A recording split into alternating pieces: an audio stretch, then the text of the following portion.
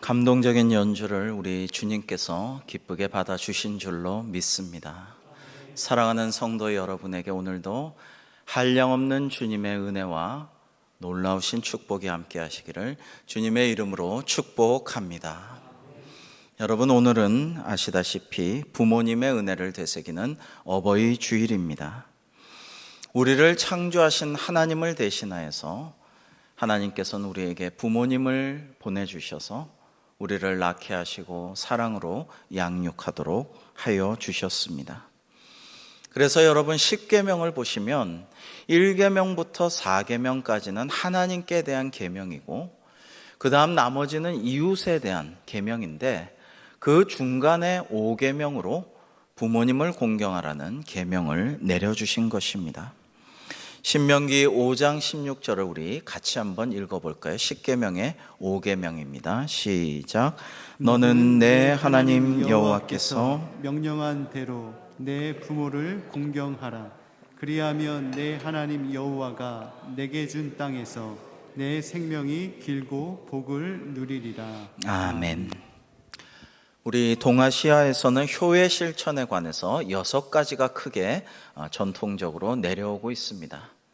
첫 번째는 신체 발부 수지 부모, 불감 회상이 효지시야라는 것입니다.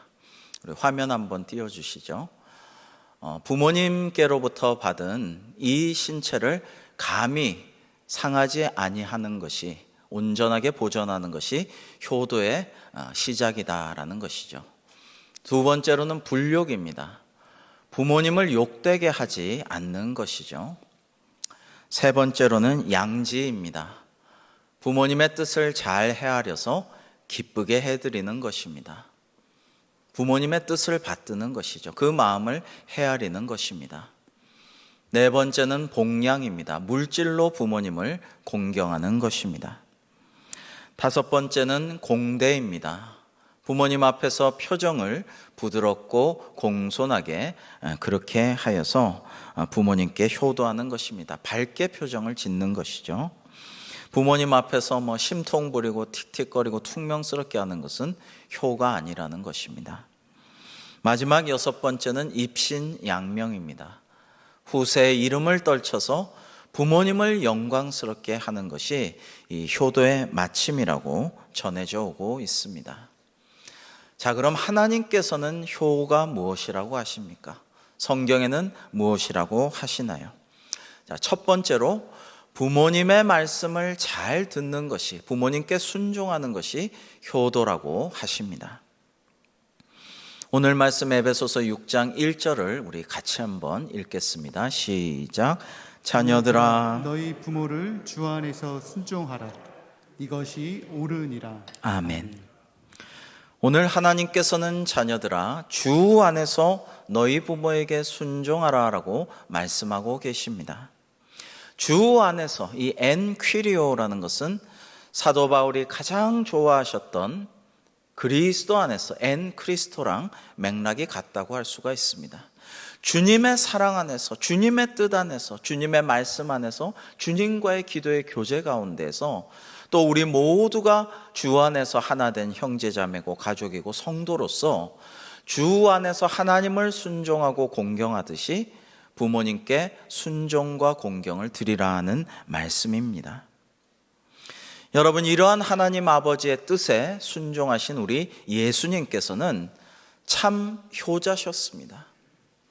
아버지 요셉을 본받아서 그 기술을 배워서 목수일을 하시면서 어릴 때부터 가정의 일을 도왔습니다.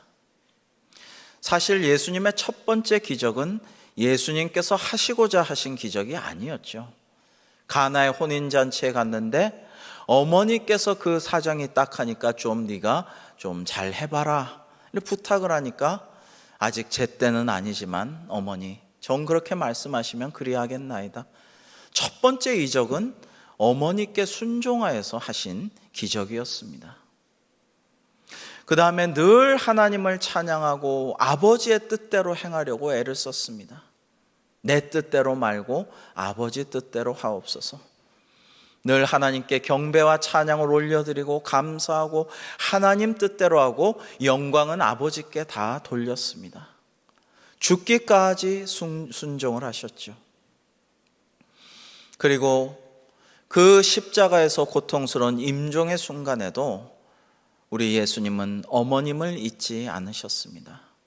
사랑하는 제자에게 보라, 내 어머니다. 어머니 아들입니다.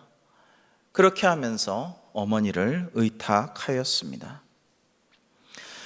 여러분, 성경에서 하나님께서 우리에게 명하시는 효도는 인간의 감정이나 앞서 말씀드린 동아시아 유교적 전통의 효나 이런 차원을 뛰어넘어서 정말 하나님 아버지의 뜻을 받드는 효를 우리가 행하기를 원하십니다. 그러면서도 육신의 아버지와 어머니의 말씀을 잘 듣고 순종하라는 말씀을 성경은 거듭거듭 당부하고 있습니다. 잠언 1장 8절 이하는 이렇게 말씀하시죠. 내 아들아, 내 아비의 훈계를 들으며 내 어미의 법을 떠나지 말라. 이는 내 머리에 아름다운 관이요 내 목에 금사슬이니라. 즉 아버지의 훈계를 잘 듣고 어머니의 법을 떠나지 않으면 너에게도 영화로운 삶이 영광이 주어질 것이다 라고 말씀하고 있는 것이죠. 그러므로 부모님의 말씀이 옳든지 그르든지 일단 부모님을 공경하는 마음으로 말씀을 잘 들어드리는 것이 효도입니다. 여러분, 그것이 상당히 중요하다라는 것입니다. 요즘 세상에 뭐 이런 말도 안 되는 소리를 하세요.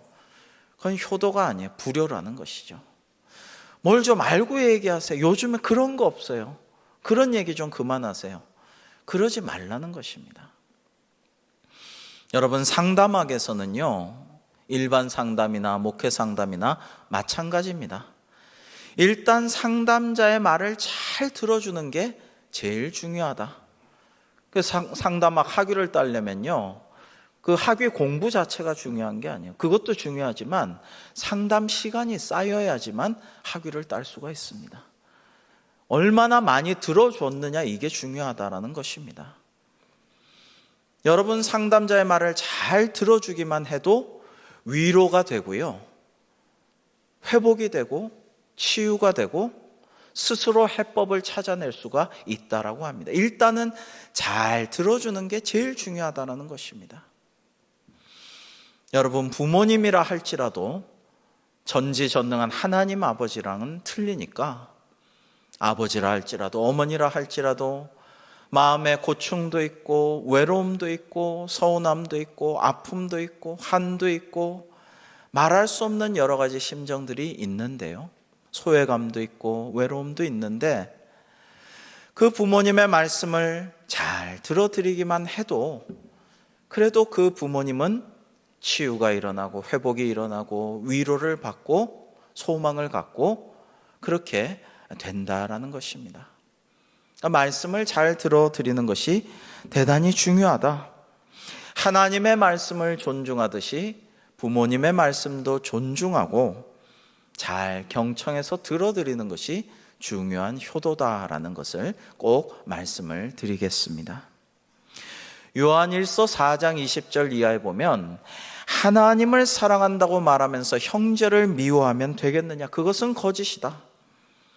그러면 보지 못하는 하나님을 어떻게 사랑할 수 있겠느냐라는 말씀을 주시고 계십니다. 부모님께 대해서도 마찬가지죠. 내가 교회 집사인데, 안수받았는데, 권사인데, 장로인데, 목사인데 내가 하나님 잘 믿지, 새벽 기도도 잘하고 봉사도 잘하고 감사헌금도 많이 하지, 그러면서 하나님을 잘 섬긴다고 자부하면서 부모님께 효도하지 않고 부모님을 섬기지 못한다면 성경은 거짓이라고 말씀하고 있는 것입니다. 우리는 부모님을 잘 존중하고 섬겨야 하는 것입니다. 육신의 부모님도 존경하고 순종하고 공경해야 한다라는 것입니다. 앞서 유교적인 효에서 양지를 말씀드렸죠. 부모님의 마음을 잘 헤아려서 그 뜻을 받드는 것이 양지인가 하면 물질적인 복량도 중요합니다. 물질도 부모님께 필요하기 때문이죠. 어떤 분은 저에게 하나님께 저는 매달 11조를 저의 모든 소득 중에 10분지를 먼저 구별해서 다 거룩하게 성별해서 잘 드리고요, 부모님께도 11조를 드립니다 라고 말씀을 제가 들었는데요, 하나님께서 얼마나 좋아하시고 칭찬하시고 복 주실까 이런 마음을 가졌습니다. 또 그 전에 어떤 교회 장로님은, 우리 교회도 있죠, 부모님이 첫 월급을 다 드린 것을 보고 나도 그래야지 하고, 나도 적지 않은 좋은 회사에 들어간 첫 월급을 하나님께 먼저 다 바치면서 또 부모님을 기쁘게 해드리는 모습도 보고 감동받은 적이 있습니다. 여러분, 요셉을 생각해 보십시오. 요셉이 사실 가족사에 얼마나 애증이 많습니까? 아픈 트라우마가 있는 사람이 요셉 아니겠습니까? 그런데 하나님께서 요셉을 연단하신 후에 축복하셔서 파라오 바로 아래 만백성을 거느리는 1인지하 만인지상의 총리로 삼아주셨죠. 그 이집트 제국의 총리로 삼아주셨는데 형들이 요셉이 자기가 죽이려고 한 생매장 하려다가 아라비아 대상에게 팔아넘긴 그 동생인 줄 모르고 양식을 꾸러왔죠. 그때 요셉이 어떻게 합니까? 정말 재미있고 흥미진진한 이야기들은 있지만 결국에는 울고 사죄하는, 죽일까 봐 두려워하는 형들을 위로하고 좋은 말로 달래면서 내가 형님들의 자손들까지도 다 잘 복양할 테니까 걱정하지 마십시오, 염려하지 마십시오, 두려워하지 마십시오, 이렇게 위로한 것을 봅니다. 여러분, 요셉이 어떻게 해서 이런 축복을 받고 형통함을 받고 하나님의 사랑, 사람들의 사랑을 많이 받았나? 비결이 그런 데 있다라고 할 수가 있는 것이죠. 반면에 성경은 가족을 돌보지 않는 자는 믿음을 배반하는 일이라고 엄히 말씀하고 계십니다. 디모데전서 5장 8절에 보시면 누구든지 자기 친족, 특히 자기 가족을 돌보지 아니하면 믿음을 배반한 자요 불신자보다 더 악한 자니라고 말씀하고 계십니다. 여러분, 아까 불욕을 말씀드렸는데요, 부모님을 욕되게 하지 말라, 불욕이라는 효의 항목을 말씀드렸는데요, 여러분, 압살롬을 보십시오. 너무나 아름답고 잘생기고 인기 많고 가만히 있으면 왕위가 자기에게 올지도 모르는 왕자였는데 그렇게 부왕을 욕되게 하고 다윗 왕이 쫓겨서 막 도망 다니게 하고 자기의 권위를 백성들 앞에 내세우기 위해서 부왕의 첩들을 다 범한 이 압살롬은 얼마나 불효자입니까? 또 성전의 대제사장 엘리 대제사장의 아들들이 있죠. 홈니와 비느하스입니다. 그들은 하나님께 바친 성전 제물을 가로채고 횡령하고 성전에서 수종드는 여인들을 범하는 성범죄까지 저질렀죠. 여러분, 이러한 불효자에 대해서 하나님은 뭐라고 하십니까? 하나님은 이 같은 자식을 미워하시고 멸하시겠노라고 하십니다. 우리 레위기 20장 9절을 함께 읽어보실까요? 시작. 만일 누구든지 자기의 아버지나 어머니를 저주하는 자는 반드시 죽일지니 그가 자기의 아버지나 어머니를 저주하였은즉 그의 피가 자기에게로 돌아가리라. 아멘. 여러분, 이렇게 엄중하게 율법으로 경고하고 계시는데 오늘날 우리 사는 현대사회를 보면 그렇게 부모에게 폐륜의 범죄를 저지르는 그런 자녀들이 많음을 보고 참 마음이 아픕니다. 그리고 모든 어르신들이 사실 내 부모처럼 우리 부모님도 저 연세인데 우리 어머님도 저러고 사셨는데 이러면서 존경하는 마음을 가지고 공경하고 기도해드리고 섬기는 것이 하나님이 기뻐하시는 일일 텐데 지하철이나 뉴스에 보면 길거리나 그렇게 노인들을 함부로 대하고 무시하고 욕하고 폭행하고 이런 시대를 우리가 살아가므로 참 하나님 보시기에 두렵다, 이런 생각을 아니할 수가 없습니다. 두 번째로 부모님을 공경하라고 명하고 계십니다. 우리 오늘 말씀 2절을 같이 한번 읽겠습니다. 시작. 내 아버지와 어머니를 공경하라. 이것은 약속이 있는 첫 계명이니. 아멘. 약속 있는 첫 계명이 무엇입니까? 바로 10계명의 5계명이죠. 신명기 5장 16절 아까 읽었습니다마는 너는 내 하나님 여호와께서 명령한 대로 내 부모를 공경하라. 그리하면 내 하나님 여호와가 내게 준 땅에서 내 생명이 길고 복을 누리리라 라고 말씀하셨습니다. 여러분, 부모님 은혜 우리가 감사하면 자연히 부모님을 공경하게 되는 것입니다. 반대로 부모님을 공경하는 마음이 없으면 감사도 없는 것이죠. 여러분, 연로하신 부모님을 뵈면 좀 딱하고 측은하고 안됐고 예전엔 무서웠지만 지금은 좀 불쌍하고 이런 마음도 들지만 그렇게 측은히 여기고 긍휼히 여기는 것은 효라고 할 수가 없습니다. 그냥 마음에 그렇게 느껴지는 것이지 정말 존경하고 순종하고 섬기려는 마음으로 공경하는 것이 효라고 할 수가 있죠. 인간관계의 사랑에는 3단계가 있다라고 합니다. 첫 번째는 긍휼입니다. 불쌍히 여기는 것이죠. 딱하게 여기는 것입니다.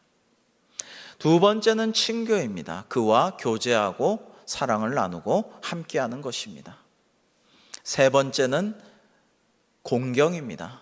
존경하는 것이죠. 그런데 부모님을 사랑하고 부모님을 공경하는 것은, 효라는 것은 측은히 여기고 불쌍히 여겨서 이거 해준다, 구제하듯이 한다, 이게 아니에요. 동정이 아닙니다. 존경하여서 공경해야 마땅하다라는 것입니다. 종교개혁자 마르틴 루터는 내 육신의 아버지가 이 땅에서 네 분입니다 라고 말한 바가 있습니다. 첫 번째는 자신의 육신의 친부, 자기의 친아버지이죠. 한번 띄워보실까요, 화면을? 두 번째는 영적인 부모님이신 목사님입니다. 가톨릭에서는, 천주교에서는 신부님이라고 하죠. 갓파더라고 하죠. 아버지로 교역자를 모시는 마음이 있다라는 것입니다. 세 번째로는 나에게 지식을 가르쳐 주시는 스승님, 네 번째는 그 나라 백성의 아버지인 왕을 말하였습니다. 이게 동아시아 전통의 군사부일체라는 말, 요즘에는 잘 쓰지도 않는 말이지만 이 군사부일체라는 말과 유사한데 영적인 아버지로서 목사님에 대한 항목이 추가되어 있습니다. 그런데 실제로 마르틴 루터는 아버지란 말만 들어도 경기를 하던 사람이었어요. 왜냐하면 광부 출신의 이 아버지는 나중에 사업으로 돈을 많이 벌게 되는데 이 아들을 변호사 시키려고 법률대학에 보내려고 하는데 똑똑하고 아주 싹이 보이니까 이 루터를 매우 엄하게 훈육했습니다. 매질하고 꾸짖고 감시하고 굉장히 루터가 어린 시절 아버지 때문에 힘들었어요. 괴로웠어요. 그래서 루터는 성경을 보아도 예배를 보아도 기도를 해도 하나님 아버지 할 때 아버지란 말만 들어도 너무 두렵고 떨리고 싫었어요. 그런데 루터가 은혜를 받게 돼요. 감동을 받게 됩니다. 하나님의 성령께서 말씀의 뜻을 조명해 주시고 하나님의 은혜를 깨닫게 하여 주셨어요. 그러자 하나님은 사랑이시고 하나님 아버지는 나를 심판하고 나를 매질하고 엄한 분만이 아니라 나를 사랑하는 은혜의 아버지임을 알게 됩니다. 그러자 이 아버지를 이해하게 되고 아버지를 사랑하게 되고 하늘에 계신 하나님 아버지 때문에 이 땅에 있는 내 아버지도 존경하고 사랑하고 이해할 수가 있게 되었다라는 것입니다. 여러분, 그 위대한 화가 중에 빛의 화가라는 거장 렘브란트의 그림을 하나 말씀드리자면 돌아온 탕자란 그림이 있습니다. 여러분 인터넷 찾아서 한번 찾아보시기 바랍니다.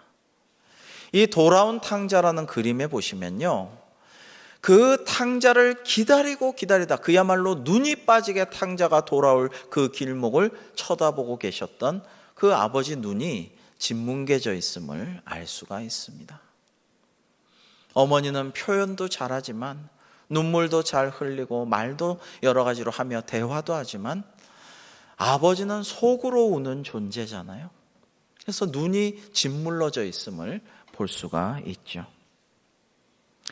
여러분, 세상적으로 대단한 것이 없어도, 별로 내세울 게 없어도, 그렇게 자랑스러운 내 아버지가 아니고 내 엄마가 아닐지라도 오직 나를 낳아주시고 귀한 생명을 주시고 나를 사랑으로 길러주시고 기도해 주신 부모님이기에, 부모님이라는 그 이유만으로 부모님을 사랑하고 존경해야 할 줄로 믿습니다. KBS 방송 프로그램 중에서 TV 동화 행복한 세상이란 프로가 있는데 그 감동적이었던 일화를 하나 소개해 드릴까 합니다. 남편은 세상을 떠났고 이제 어린 딸 하나 데리고 어렵게 살아가는 어머니가 있었는데요, 아주 조그만 분식점을 혼자 운영하고 있었습니다. 딸이 고등학생이 되었는데 미술을 좋아해요. 그래서 참 어렵지만 딸 하나인데 하고 미술학원에 보내주었습니다.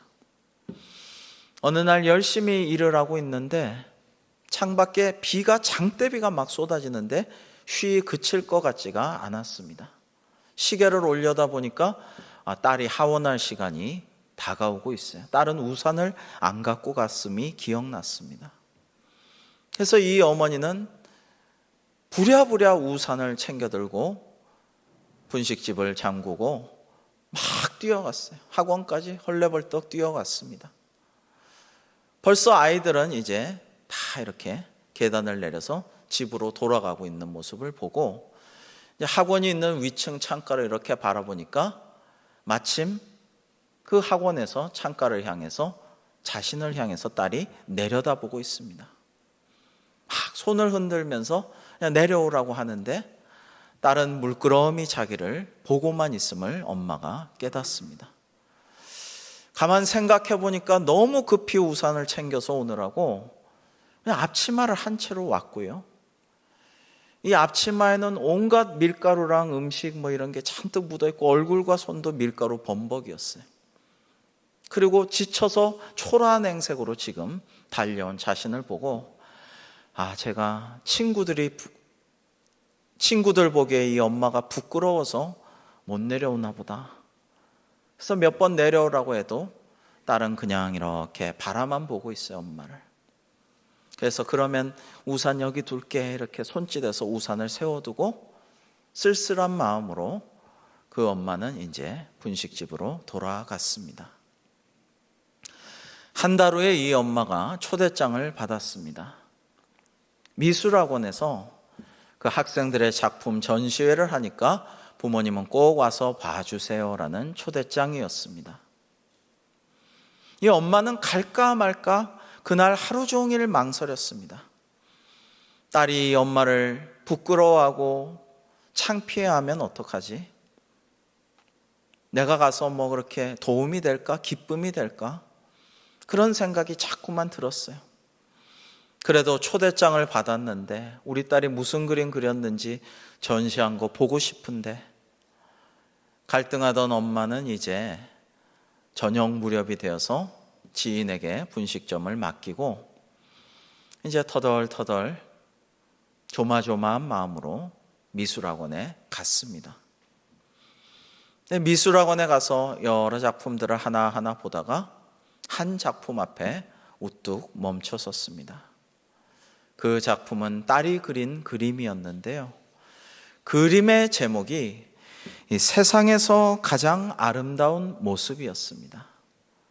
그리고 그것은 우산을 들고 비 오는 날 한 손에는 또 우산을 가지고 일하다 온 앞치마를 입고 온통 밀가루와 음식이 묻어있는 그 모습으로 초췌하게 서서 창 위를 올려다보고 있는 자신의 모습이었습니다. 딸은 그날 내려오지 않고 엄마의 모습을 쭉 바라보고 마음에 새기고 있었던 것이죠. 그리고 그의 작품 세상에서 가장 아름다운 모습은 바로 자신의 엄마의 모습이었던 것입니다. 성도 여러분, 사실 세상에 이런 엄마는 많습니다. 고생하면서 딸을 위해서 수고하고 어떤 수고도 아끼지 아니하는 어머니는 많죠. 거의 대부분이죠. 그러나 그 엄마의 마음을 알고 그 엄마의 수고를 생각하며 그 엄마의 초라하고 지친 행색을 세상에서 가장 아름답게 여기는 딸은 참으로 드물 것입니다. 하나님은 이러한 자녀를 기뻐하시고 그에게 복을 내려 주십니다. 그를 축복하여 주셔서 놀라운 은혜를 내려 주신다라는 것입니다. 그래서 세 번째로 효도하는 자식에게 땅에서 잘되고 장수하는 복을 하나님께서 내려 주신다라는 말씀입니다. 오늘 본문의 말씀 에베소서 6장 2절로 3절 우리 한 번 더 읽어보실까요? 시작. 내 아버지와 어머니를 공경하라. 이것은 약속이 있는 첫 계명이니 이로써 내가 잘되고 땅에서 장수하리라. 아멘. 사실 성경은 하나님께서 우리에게 복 주시고 형통함을 주시고 우리가 건강하고 장수하며 자손 천대까지 은혜를 베푸시기를 원하십니다. 문제는 비결을 알려주시는데 우리가 안 따라하는 게 문제죠. 그대로 하면 복을 주시는데 안 하는 게 우리의 문제입니다. 오늘 말씀에서도 하나님께서 이 땅에서 잘 되고 복을 누리고 장수하는 비결을 하나님이 분명히 주셨습니다. 그것은 주 안에서 부모님을 공경하는 것입니다. 그러면 약속하셨으므로 하나님의 약속은 결코 어기는 법이 없고 시건하시는 법이 없는 하나님이시므로 전능하신 하나님께서 이 말씀대로 행하는 자에게 놀라운 은혜와 복을 내려 주실 줄로 믿습니다. 룻기를 보면 나오미는 원래 베들레헴이 고향인데 큰 흉년이 들어서 너무 먹기 살기가 힘들어가지고 저 멀리 이방 땅 모압에 가서 10년을 붙어 삽니다. 근데 비참하게도 남편이 죽고 두 아들이 다 죽었어요. 그래서 그 땅에서 결혼한 두 며느리에게 말합니다. 이제 너희는 너희 친정으로 돌아가서 아직 젊으니 살 길을 모색하렴.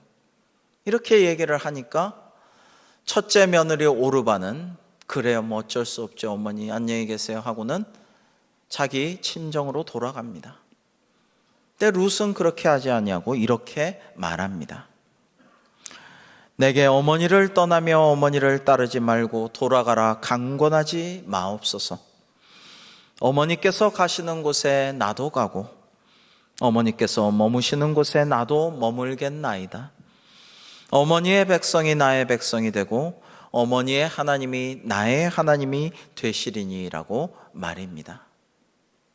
참 효부였죠. 자신은 돌아가서 친정에서 어떻게든 제가하고 살아갈 수가 있겠지만은 당시 옛날에 나이 많은 과부인 시어머니를 어떻게 하느냐? 이제 어머니의 하나님이 나의 하나님입니다 하면서 어머님과 살겠습니다라고 한 것이죠. 이때 하나님께서는 이 효부 룻에게 무엇을 주셨나요? 놀라운 형통함과 영광과 은혜와 기쁨을 넘치도록 주셨습니다. 이방 땅에서 베들레헴으로 돌아와서 정처 없이 떠돌던, 근본 없이 보이고 내세울 가문도 없고 그리고 과부로서 아무 능력도 없는 이 여인에게 하나님께서는 그 지방의 유력자요 부자인 보아스를 남편으로 주셨고 그것은 시작에 불과했습니다. 다윗 왕의 할머니가 되어서 장차 예수 그리스도의 조상이 되는 영원한 영예를 주셨던 것이죠. 어느 날 신문에 나이 많은 어머니를 팝니다라는 광고가 실렸답니다. 그날 저녁 한 부부가 광고에 실린 주소로 찾아가서 이제 벨을 눌렀어요. 근데 굉장히 초라하고 다 쓰러져가는 집일 줄 알았는데 그 집이 으리으리하고 웅장한 저택임을 알고 이거 이상하다, 잘못 찾아왔나 하고 다시 초인종을 누르니까 한 매우 연로하신 할머니 한 분이 나왔습니다. 그 부부 중에서 남편이 물어봅니다. 할머니, 저희가 잘 찾아왔는지 모르겠는데 나이 많은 어머니 팝니다라는 광고를 듣고 왔는데 잘 찾아왔나요? 이 댁에서 누구를 파는 건가요? 이렇게 여쭤보니까 바로 나라오, 내가 나이 많은 어머니 파는 대상이야, 그렇게 이야기를 하시는 거예요. 그러자 참 이상하네요. 왜 자신을 팔려고 하시는 걸까요? 라고 물어보았습니다. 그러자 그 할머니가 되물었어요. 남들은 그냥 계신 부모님도 서로 안 모시려고 하는 세상인데 당신네 부부는 어떻게 늙은 어머니를 사서 그렇게 뭘 하려고 하는 거예요? 라고 물어보았습니다. 그러자 남편이 대답하기를, 저와 제 아내는 어려서 부모님을 잃었습니다. 그래서 이렇게 결혼하고 부모님을 모시고 오손도손 효도하면서 사는 가정들을 볼 때마다 우리도 좀 그랬으면 하는 소망이 계속 생겨왔었습니다. 이제 광고를 보고 홀어머니라도 모시고 행복하게 같이 살면서 잘 섬겼으면 좋겠습니다. 이렇게 이야기를 하였습니다. 그러자 이 할머니는 빙그레 미소를 지으시면서, 그러면 서로의 뜻이 맞으니까 계약은 성립되었네. 이제 내가 자네들 어머니니까 말을 놓겠다. 이제 너희들은 이 집에 와서 나와 함께 살자꾸나. 이렇게 이야기를 하였어요. 그래서 아니, 이 댁에 와서 살라고요? 라고 반문하자, 그럼 내가 보니까 자네들은 총명하고 순수하고 참 착해 보이지만 행색이 그렇게 부자인 것 같진 않네. 넉넉지 않음이 내 눈에는 보이네. 그러니까 이 집에 와서 나와 살면서 이 집과 나의 많은 재산을 나누면서 기쁘게 즐겁게 행복하게 누려보세요라고 이야기했다라고 합니다. 그래서 그 부부는 그 집에 들어가서 그 어머니와 행복하게 풍족하게 은혜롭게 잘 살았다라는 이야기입니다. 여러분, 오늘 말씀의 마지막으로 네 번째, 부모님은 자녀들을 노엽게 말고 하나님의 말씀으로 가르쳐야 합니다. 마지막으로 4절 말씀을 우리 같이 한번 읽어 보실까요? 시작. 또 아비들아, 너희 자녀를 노엽게 하지 말고 오직 주의 교훈과 훈계로 양육하라. 아멘. 여러분, 본절에서 앞에는 부모를 말씀하셨지만 요 4절에는 왜 아비들아, 아버지만 말씀하셨을까요? 어머니는 늘 아이들을 품에 품고 양육하고 대화하고 동행하고 이렇게 하니까 어머니는 늘 교육하는 존재지만 아버지는 그 집안의 가장으로서 교육의 책임자로서 아버지에게 말씀하셨다고 봅니다. 그런데 너희 자녀를 노엽게 하지 말라라고 말씀하고 있습니다. 여러분, 사실 요즘에 얼마나 우리 아이들이 스트레스가 심합니까? 유치원 때부터 스트레스가 너무 심해요. 학교 공부 스트레스, 입시 공부 스트레스가 너무 심합니다. 그리고요, 놀랍게도 모든 세대 중에 그동안은 60대가 우울증이 가장 심했는데 20대 우울증이 계속 급증하다가 코로나를 맞이한 작년에는 이 조사 역사상 최초로 20대가 60대를 넘어서서 우울증이 가장 심한 세대가 되었습니다. 얼마나 불안하고 걱정이 되고 속상하고 우울증이 많아서 60대를 넘어선 20대 우울증이 최고 비율이 되었을까요? 너무나도 안타깝고 딱한 일입니다. 그러므로 우리는 자식이니까, 내 자식이니까 어때라고 생각하지 말고, 언행을 함부로 하지 말고 노엽지 않도록 주의하며 우리 자녀손들을 긍휼히 여기고 더 배려하고 세심하게 그들과 대화할 수 있도록 힘쓰며 무엇보다도 그들을 위해서 기도해 주어야 할 것입니다. 특별히 부모는 항상 자녀의 관점이 되려고 노력하면서 이해하려고 힘쓰면서 자녀를 위해서 기도해 주어야 할 것입니다. 자녀의 실제적인 행복이 무엇인가? 이 자녀가 정말 기뻐하고 좋아하는 것이 무엇인가? 자녀가 정말 좋아하는 것이 있는데 내 마음에는 안 들고 그게 하잘것없고 그것이 무익한 것처럼 여겨질지라도 자녀가 거기서 정말 기쁨을 느끼고 너무나 좋아하고 거기서 안식을 취하고 그걸 통해 재충전이 된다면 어느 정도는 그것을 용인하고 그것을 잘 조절할 수 있도록 기도해 주는 그러한 지혜가 필요할 것입니다. 특별히 오직 주의 교훈과 훈계로 양육하라고 말씀하십니다. 여기서 교훈은 훈련이나 체벌도 동반한 그러한 책망을 의미하고요. 훈계는 말로써 하는 교훈이나 모든 교정을 의미한다라고 원어에서는 그렇게 말씀하고 있습니다. 부모는 이러한 여러 가지 교훈과 훈계, 하나님의 말씀, 하나님의 뜻을 통한 교훈과 훈계를 통하여서 우리 자녀들이 그리스도인다운 성도로서 주님의 참 제자로서의 행동 양식을 갖도록 잘 가르쳐서 자녀들이 그리스도 안에서 주님 안에서 성장해 나아갈 수 있도록 기도하고 인도해 주어야 할 것입니다. 지난번에 성경 필사한 분들 명단에 보면 자녀들이 있습니다. 어린아이도 있고 청년도 있습니다. 어떻게 이런 아이들이, 이런 청년이 필사도 했나 제가 다 물어봤어요. 그러자 한결같이 이거는 제 뜻대로 제가 원해서 한 게 아니고 부모님이 하라고 하셔서 순종하는 마음으로 했습니다. 이런 답변들을 들었습니다. 그래도 좋아요. 내 마음으로 성경 필사를 안 했어도 부모님께 순종하여서 필사를 한 그 손길에, 그 마음에 하나님께서 놀라운 은혜와 복을 내려주실 줄로 믿습니다. 여러분, 그래서 신명기 6장 6절 7절은 이렇게 말씀하십니다.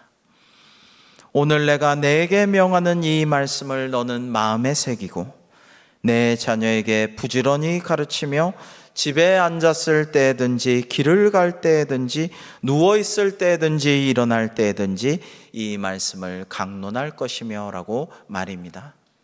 사랑하는 성도 여러분, 오늘 주신 말씀을 기억하고 되새기면서 하나님이 약속하신 절대 어길 일 없는 주님의 복과 형통함과 건강과 장수의 복을 받아 누리는 저와 여러분 되시기를 주님의 이름으로 축복합니다. 기도하시겠습니다. 하나님 아버지, 부모님을 주 안에서 공경하면 만사가 형통하고 복을 받게 될 줄로 믿습니다.